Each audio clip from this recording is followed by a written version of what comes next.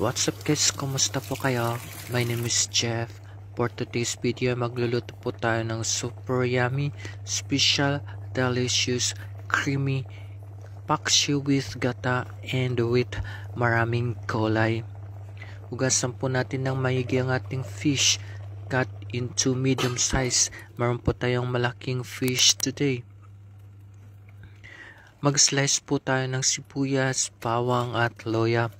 Marami akong nilagay na sibuyas para masarap talaga ang ating paksiw with gata.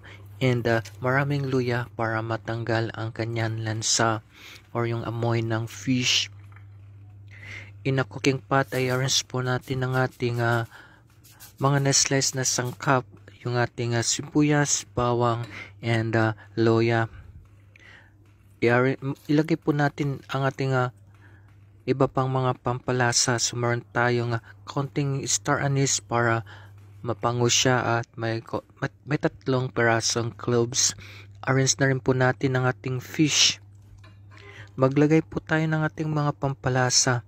Meron tayong apple cider vinegar, magic syrup, salt and pepper to taste, may konting patis, and so ayan guys, at lutuin po natin ating paksiw with gata, and antayin po nating umunti ang sabaw nito at maglalagay po tayo ng ating gulay pag luto na ito. Takpan po natin para maluto ang ating gulay. Meron po tayong eggplant for our vegetable.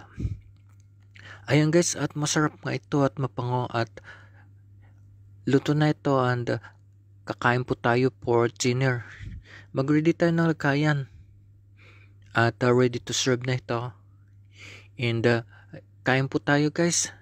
Marami tayong makakain nito. And let's enjoy the food. And thank you so much for watching my video. See you next time. Bye bye. Ingat po.